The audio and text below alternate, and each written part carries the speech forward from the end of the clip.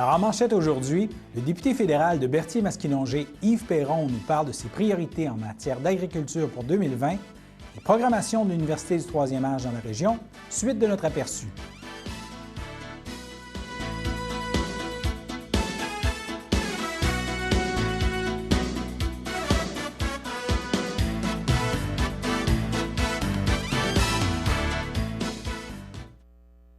Alors bonjour mesdames, messieurs, mon nom est François Robert et voici votre bulletin d'information locale du 13 janvier. Le député fédéral de Berthier-Maskinongé, Yves Perron, est passé par nos studios au cours des derniers jours pour discuter de son élection, de ses premiers mois comme député et des défis de la prochaine année. Vous pourrez d'ailleurs retrouver bientôt l'ensemble de l'émission sur notre site. Mais aujourd'hui, nous vous proposons un extrait au cours duquel il nous parle de son rôle de porte-parole en matière d'agriculture, agroalimentaire et gestion de l'offre pour le Bloc québécois à la Chambre des communes. Il parle notamment des compensations pour les producteurs agricoles sous gestion de l'offre à la suite de concessions faites lors de la signature de traités de libre-échange, entre autres avec nos voisins américains. Alors, si pour les producteurs laitiers, le dossier est passablement avancé, pour d'autres, comme pour les producteurs d'œufs et de dindons, il reste des négociations en cours. On écoute un extrait de notre échange à ce sujet. Il faut que les négociations se terminent. Ouais. Il faut fixer, entre autres, avec les transformateurs laitiers, il y a toute la production, les producteurs de fromage avec l'entente avec l'Europe. Ce n'est pas finalisé non plus. Il y a une question qui est névralgique, fondamentale, puis très peu connue des gens, c'est la distribution des quotas d'importation. Ouais. On a donné ça on a donné 45 % aux distributeurs, 55 % aux fabricants. On pense qu'il faut que ça soit augmenté rapidement. Parce que là, il y a un effet pervers où les détaillants importent du fromage qui se fait déjà ici, mettons du cheddar d'Europe, puis ils le vendent moins cher. Là, ça écarte les produits des tablettes du Québec. Si on augmente le pourcentage des transformateurs laitiers, bien, eux, évidemment, ils ne vont pas se vampiriser, donc ils ne vont pas remplacer leurs produits qui sont déjà sur les tablettes. Donc, ils vont déjà, le consommateur sera gagnant parce qu'ils vont importer des produits plus complémentaires. Et la société québécoise au complet sera gagnante parce que les produits, les fromagers du Québec seront encore sur les tablettes. Donc ça, c'est des enjeux, on a beaucoup d'enjeux très importants au niveau de ça. Mais puis, pour ce qui est Oui, allez-y. Je ne veux pas, si vous avez complété ce point-là. Allez-y. Bon. Mais pour ce qui est de la production de poulet, dindons, les œufs, tout ça, qu'est-ce que l'intention gouvernementale? Il faut qu'il y ait des ententes avec les fédérations. Ça, c'est pas fait encore. Okay. Mais les intentions, moi, je crois que les intentions, elles sont là. Elles sont là, OK. Elles sont là. Mais c'est pas béton. Donc, il faut continuer à travailler ça. Il faut insister, il faut travailler le dossier. Mais c'est supposé de se faire. Il y a des engagements fermes qui ont été pris pour ça. OK. Mais c'est pas chiffré. Fait qu'il faut chiffrer. C'est ça, c'est des dossiers qui sont complexes. Là. Puis il faut que les oppositions talonnent le gouvernement là-dessus. Il faut que ça se fasse rapidement. Puis après ça, au-delà de ça, nos producteurs agricoles, là, ils ne veulent pas de compensation. Oui. Là, ils veulent, parce qu'ils n'ont pas le choix, là, c'est des dommages importants, c'est plus d'un mois de salaire, et ainsi de suite, puisque c'est déjà cédé. Mais dans l'avenir, là, ce qu'ils veulent, c'est travailler fièrement. Et pour leur permettre de continuer à faire ça, il faut protéger notre système de gestion de l'offre. Puis ça, on veut agir là-dessus aussi. Est-ce que vous dans pensez... le contexte du gouvernement minoritaire, moi, je pense que c'est possible. Et on va la faire, la lutte, on va la faire, le travail. Est-ce que, par exemple, vous pourriez présenter un projet de loi disant à l'avenir, toute négociation concernant des ententes commerciales avec d'autres pays, ça devrait être exclu d'emblée de toucher davantage à la gestion de l'offre? Écoutez, là, je suis un peu embêté parce que j'ai commencé à travailler là-dessus. Oui. J'ai quelque chose de rédigé déjà. Oui. Et à partir du moment où ça a été rédigé par les services de la Chambre des communes, le projet de loi appartient à la Chambre des communes. OK. Donc, je ne peux pas le commenter. Non. À l'extérieur, ce serait comme un outrage au Parlement. C'est un peu complexe, mais on en a parlé pendant toute la campagne électorale. Ouais. Puis vous venez d'en faire un bon résumé. C'est sûr que l'idée de base, elle est là. Elle est là, d'accord. Mais je ne veux pas trop m'étendre, vous comprenez pourquoi. Là, parce que là, mais oui, on travaille.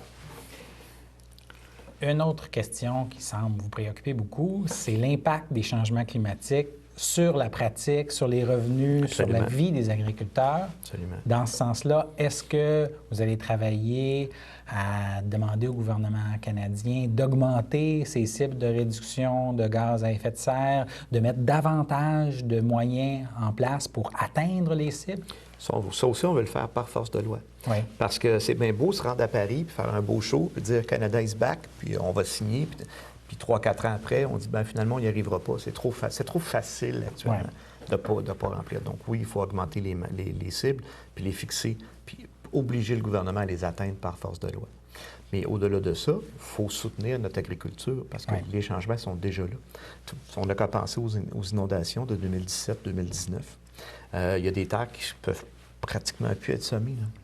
Puis là, on dit, ben là, il va falloir que vous reculiez plus tard. Mais c'est beau, reculer plus loin des cours d'eau, c'est parfait. Il y a toutes sortes de théories qui circulent, là. Entre autres, quelque chose de bien intéressant qui s'appelle l'espace vital du cours d'eau. Donc, laisser au cours d'eau sa zone tampon, bien, c'est beau, mais ce qu'on va amputer comme production agricole, c'est parce que historiquement, c'est quelque chose qu'il faut arriver à changer. La société veut des changements. On dit, mettons, OK, on veut plus de bien-être animal. On veut... C'est tout correct. On n'est pas en opposition avec rien. Mais qui paye au bout de la ligne pour ça? C'est tout le temps le producteur agricole. Donc là, si on lui dit, tu as une bande de terre que tu ne cultives plus, bien, c'est lui qui perd. Donc ça, moi, je pense qu'il faut qu'il y ait des compensations pour ça, là. Il faut qu'il y ait une compensation ou une autre formule, mais il faut que ce soit la société qui...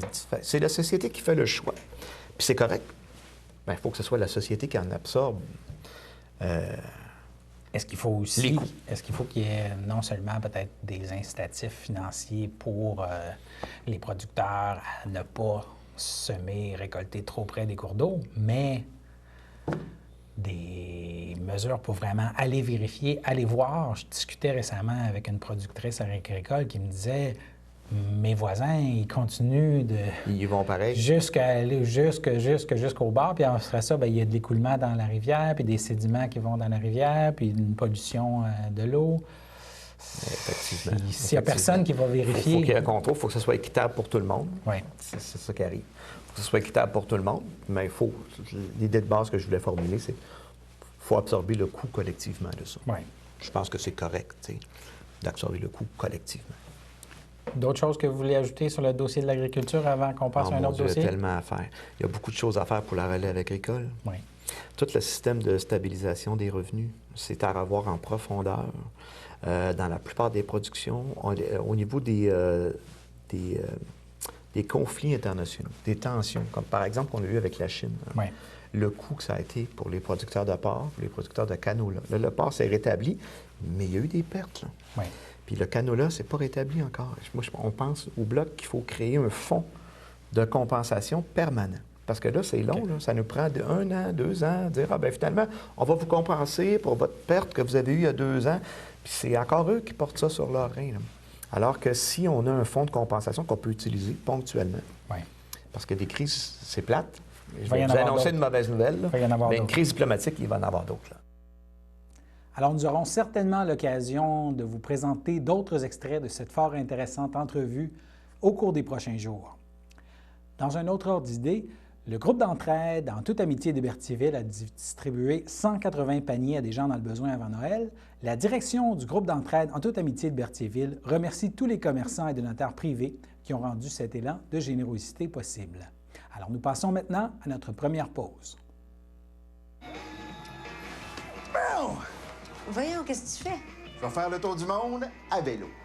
Mais voyons, tu fais pas de vélo. Tu vas même pas au dépanneur à pied. Je vais rouler jusqu'à Vancouver, la Mongolie, Madagascar, la Terre de Feu, l'Alaska, l'Australie. On part pas faire le tour du monde à vélo du jour au lendemain comme on ne prend pas sa retraite sans l'avoir préparée. Ça évite bien des mauvaises surprises. Une retraite, ça se planifie. T'es où? OK. J'arrive dans 30 minutes.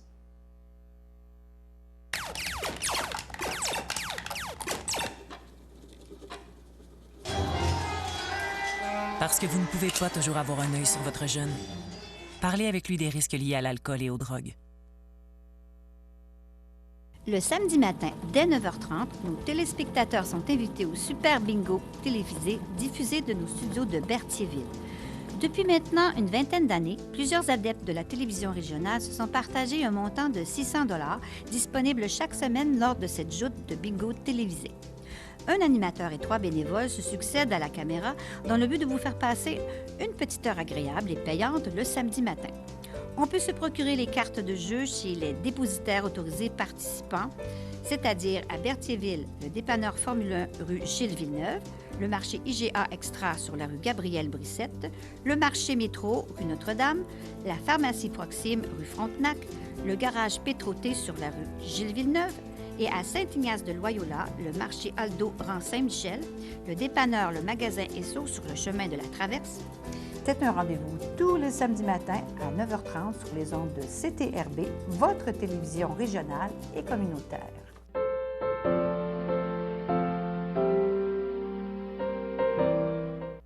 Alors, au chapitre des anniversaires aujourd'hui, la FADOC de l'Île-du-Pas souhaite un très joyeux anniversaire à Carmen Harel et Jean Hénard. Les filles d'Isabelle soulignent l'anniversaire de Pierrette Goulet et le Centre d'action bénévole d'Autrey souhaite bonne fête à Diane Corbet, tandis que le pavillon Berthier souhaite bonne fête à Marcel Gaudreau. Alors, la semaine dernière, nous avons commencé à parler de la programmation d'hiver de l'antenne de la région de Joliette de l'Université du Troisième Âge, qui dessert notamment les gens de Berthier et des alentours de Berthier, en compagnie du responsable de programmation, le Jean-Marie Gagnon. La période d'inscription est présentement en cours pour la session d'hiver. Alors, c'est un bon moment pour discuter des cours offerts ce semestre. Il poursuit sa présentation de certains des cours offerts. Tantôt, vous y avez fait allusion, il n'y a pas seulement des cours plus théoriques, là, il y a aussi des cours d'activité physique. Oui, oui. On a depuis quelques années, depuis plusieurs années, on a notre cours de yoga avec Mme Jurovic, qui est excellente prof de yoga. Elle en donne ailleurs, mais elle a aussi son cours à l'UTA. Et on s'est trouvé un local qui est parfait pour ça, un grand local, bien éclairé, et où les gens viennent faire 2 heures de yoga par semaine, pendant 10 semaines, pour 20 heures. Les gens adorent. Bien sûr, mais c'est un cours, c'est un de ces cours qui est limité, on ne va pas prendre 30 personnes. La première des choses, dans notre local, il faut de temps en temps qu'en termes de yoga, on s'étire et on prend beaucoup d'espace, donc il ne faut pas être serré. Et pour que la formation soit assimilée par chacun, pour que la prof puisse conseiller particulièrement certains qui sont nouveaux, alors qu'il y en a d'autres qui s'y connaissent un peu plus et qui sont plus autonomes. Donc, on limite ça à une vingtaine de personnes aussi. On a un cours aussi qui s'appelle Bonne forme physique. Justement, notre professeur de bonne forme physique, c'est un gars d'ici, de Berthierville. Gilles Bellumeur. Super prof aussi, qui fait bouger les gens. Et lui aussi, son cours, c'est jusqu'à 10 rencontres. C'est selon les sessions. Cette session-ci, par exemple, M. Bellumeur va donner 2 cours, mais l'un à la suite de l'autre. Son premier cours va débuter fin janvier. Et pour 9 rencontres, si je me souviens bien, je vais finir par y retrouver, là. C'est bonne forme physique. Bonne forme physique. Bonne forme physique. J'ai de la misère avec mon papier ici. Bon. Voilà. C'est toujours la page qu'on veut ouvrir et qu'on n'y arrive pas. Voilà. Alors, il va commencer, oui, son premier cours du 11 février au 14 avril. Ça va être 9 rencontres, 9 semaines. Le cours est juste 1h15. C'est suffisant pour réveiller le système et puis pour activer les endorphines puis le système hormonal. Et il va y avoir un cours qui est plus un cours de printemps, du 28 avril au 18 juin, un cours de 8 semaines, celui-là. Et à ce moment-là, on arrive vers l'été, donc la première moitié du cours va être en salle et la deuxième va être au parc. Donc, une personne peut, par exemple, prendre un cours plus de culture générale et aussi un cours plus de culture physique. Un esprit sain dans un corps sain, ça aide à bien vieillir. Super, super. Beaucoup de nos étudiants, justement, prennent 2 ou 3 activités. Vraiment. Certains s'en tiennent à une. Disons, par exemple, à l'automne, notre inscription nous amène autour de 500-525 étudiants. Et le nombre d'inscriptions tourne autour de 825. Alors, en moyenne, les étudiants prennent une activité et demie, si on veut. Ouais. Avant d'entrer en ondes, vous m'avez dit, on n'a pas seulement un professeur d'activité physique qui vient de la région de Berthier, vous avez aussi un certain nombre d'étudiants qui viennent de Berthier, Lanoraie, les îles. Oui, tout à fait. Oh, oui, on a plusieurs étudiants qui viennent. Je regardais là, autour de Berthier, j'en ai compté 36 avec notre gestionnaire de courriel qui viennent d'ici. On a déjà donné à propos un cours de l'UTA de Joliette, là, mais le cours s'est donné à Saint-Ignace. OK. On a eu, il y a plusieurs années, dans le temps proche comment est-ce qu'on appelait ça, là? Comme le cinquantenaire à peu près de Régent du Charme, là, OK. tu sais, de son premier livre, La vallée des avalées. Alors, on le rappelle, il n'y a pas de travaux à compléter après les cours à l'Université du troisième âge, pas d'examen non plus, simplement le plaisir d'apprendre. Maintenant, là, un petit rappel, si vous nous suivez tous les jours, une nouvelle importante pour les gens de Lanoraie, qui ont pu manquer la première fois où nous en avons parlé. La formule de la réception civique organisée par les élus de Lanoraie pour les citoyens a été modifiée. Et cette nouvelle formule, elle sera expérimentée avant la séance du Conseil du mois de janvier. C'est ce soir, le lundi 13 janvier. Le maire Gérard Jean offre des précisions et invite ses citoyens. C'est que ça fait beaucoup d'années que normalement, on fait une réception civique, autant pour recevoir les nouveaux citoyens que les gens qui veulent rencontrer le conseil municipal, pour donner une proximité, malgré que notre conseil, on a une grande proximité avec nos citoyens. Mais c'est toujours le fun de pouvoir se rencontrer et avoir une place où discuter et tout ça. Donc, on a une réception civique qu'on fait toujours en janvier. Et puis, là, d'année en année, je veux dire, on a moins de gens qui viennent nous rencontrer, tout ça. Fait que là, le conseil a été de l'avant pour modifier notre façon de faire. En tout cas, pour cette année, on va voir comment est-ce que c'est. Là, on va tenter l'expérience. C'est qu'avant la séance du conseil de janvier, on va faire un 5 à 7 avec nos citoyens. Puis, ça va donner l'opportunité aux gens qui, des fois, viennent à la réception civique, mais qui n'assistent pas aux séances publiques. Et puis, on pense au niveau du conseil que c'est important d'amener les gens à voir ce que c'est. Puis, je pense que c'est important que les gens s'intéressent à ce qui se passe dans les séances publiques du conseil municipal. Donc, comme vous avez vu, on est une municipalité où est-ce que les gens sont assez présents. Donc, c'est le 13 janvier, effectivement, qui va avoir la prochaine séance publique. Et puis, en même temps, on va recevoir les gens à 5 heures, de 5 à 7, pour jaser, voir un goûter, puis ainsi de suite. C'est dans l'édifice où se tiennent les séances du conseil. Oui, au 57 rue Laroche, à la salle du conseil, qui se trouve être en arrière de l'édifice. On rentre par en arrière, là, dans le stationnement. Fait que j'invite tous les gens à venir nous voir. Ça va être très agréable de pouvoir échanger. Alors, on passe maintenant à notre seconde pause. Bon, Voyons, qu'est-ce que tu fais? je vais faire le tour du monde à vélo. Mais voyons, tu fais pas de vélo.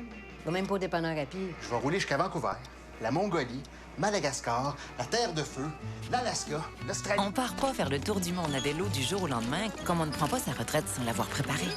Ça évite bien des mauvaises surprises. Une retraite, ça se planifie. T'es où? OK. J'arrive dans 30 minutes.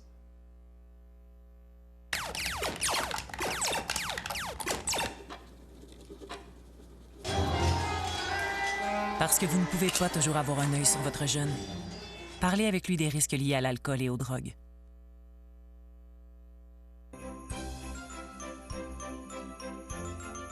Le temps des fêtes approche à grands pas et vous cherchez un cadeau original à offrir à un être cher?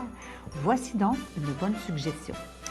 La Victoire de l'amour fête ses 25 ans et CTRB vous convie à un merveilleux spectacle auquel participeront des artistes comme Natacha Saint-Pierre, Mélissa Bédard, Sœur Angèle, Marcia Pilote et plusieurs autres artistes talentueux.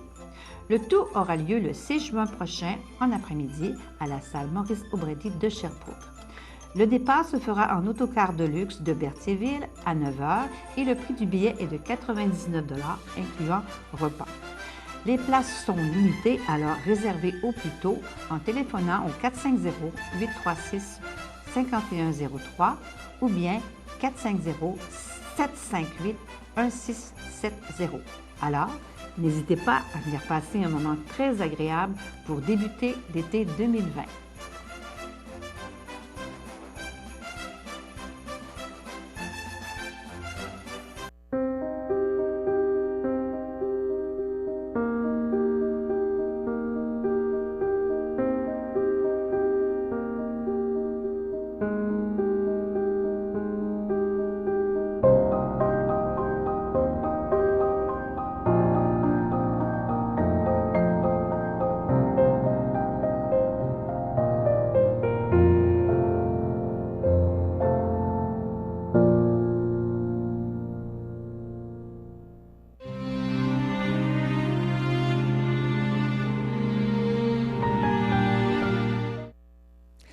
Au CHSLD Heather de Rawdon, le 28 décembre, à l'âge de 80 ans, est décédée Mme Miguel Gagné, épouse de feu Jean-Guy Jasmin, demeurant à Berthierville.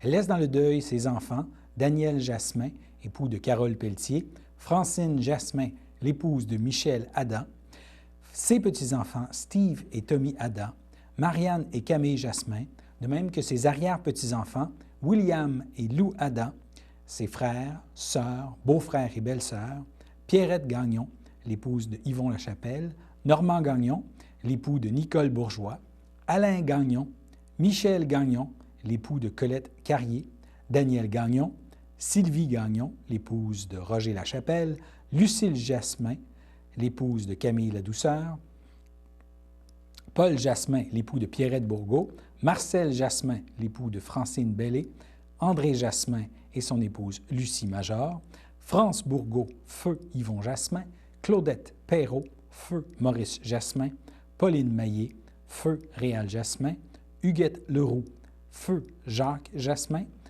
Claude Dufresne et son épouse Shirley Jasmin, ainsi que plusieurs neveux, nièces et autres parents et amis. La famille vous accueillera vendredi le 17 janvier de 18 à 21 h et le samedi 18 janvier dès 9 h au complexe funéraire Efterio du 741 rue Notre-Dame à Berthierville. Suivra une liturgie à la chapelle du complexe à 11 h et Mme Miguel Gagné-Jasmin sera inhumée au cimetière de Berthierville à une date ultérieure.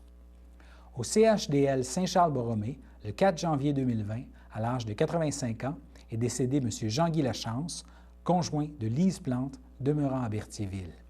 Il laisse dans le deuil, outre sa conjointe, ses frères, ses sœurs, ses beaux-frères et ses belles-sœurs, Denise Lachance, l'épouse de Gilles Morin, Claudette Lachance et son époux Oscar Saint-Pierre, Maurice Lachance, Suzanne Lachance, Lucille Marcoux, feu Rosaire Lachance, Ken Descorses, feu Alice Lachance, son filleul Frédéric Plante, Geneviève Plante, Marcel Plante, Nicole Paul, feu Gilles Plante, ainsi que plusieurs neveux, nièces, autres parents et amis.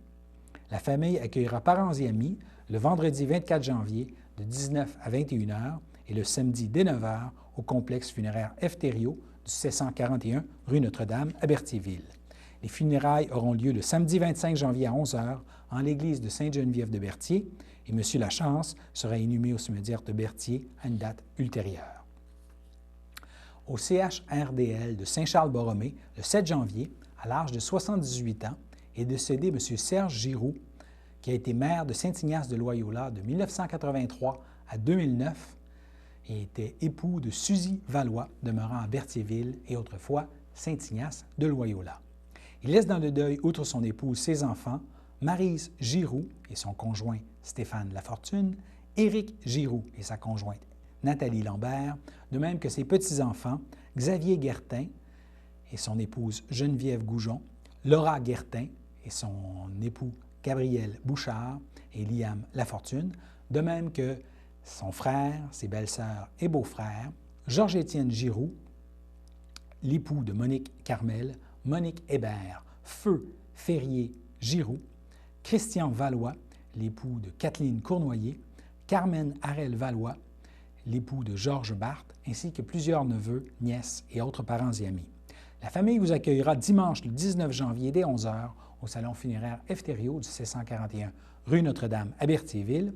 Suivra un hommage à la chapelle dimanche le 19 janvier à 14 h 30 et M. Serge Giroux sera inhumé au cimetière de Saint-Ignace de Loyola à une date ultérieure. Maintenant, dans un autre ordre d'idée, les petites vues du Centre d'action bénévole d'Autrey sont de retour jeudi le 21 janvier. Le Centre d'action bénévole est situé au 180 rue Champlain à Berthierville et les projections, comme les habitués le savent, débutent à 13 h 30 pour la modique somme de 3 $. Alors jeudi, ce sera la comédie dramatique La femme de mon frère, réalisée par Monia Chokri. Voici la bande-annonce.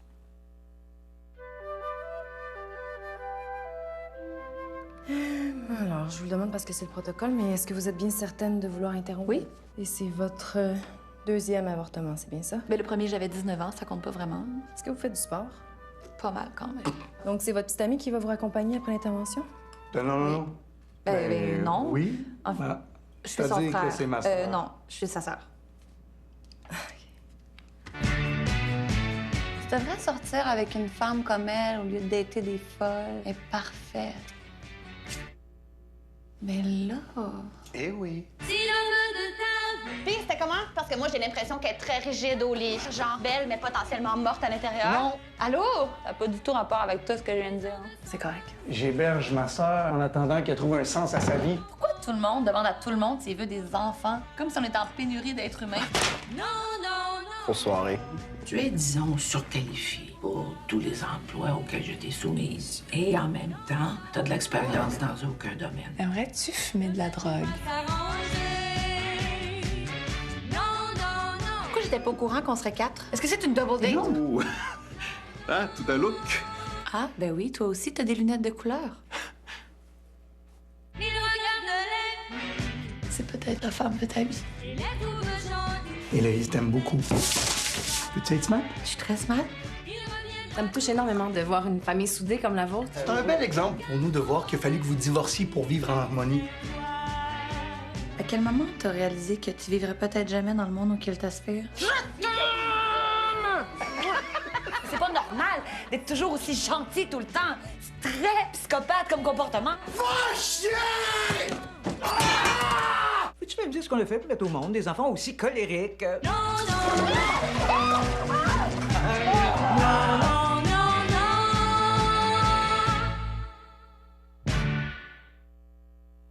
Alors, un film québécois qui s'est mérité de nombreuses distinctions. On passe maintenant à la météo.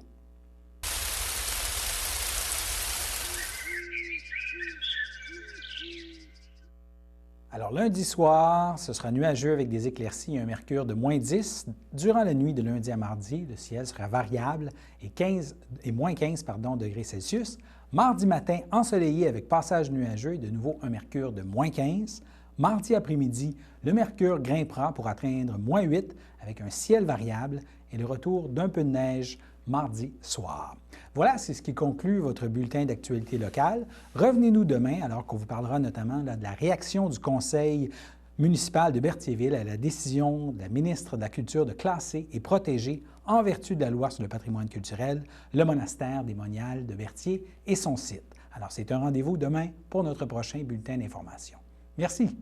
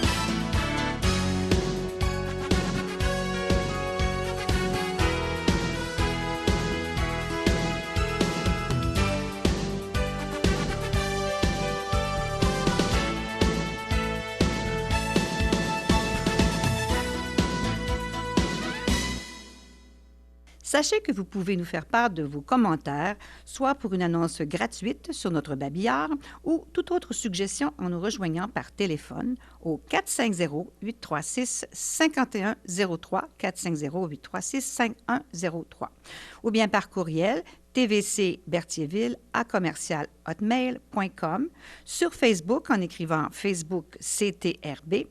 Et surtout, n'hésitez pas à visiter notre chaîne YouTube afin d'y retrouver une grande partie de notre programmation sur YouTube CTRB.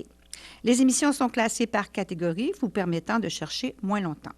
Vous pouvez aussi cliquer sur le rectangle rouge « S'abonner » pour être à l'affût des dernières émissions enregistrées. Valérie, c'est une petite fille enjouée, qui aime être avec les autres, chaleureuse. Elle aime beaucoup apprendre.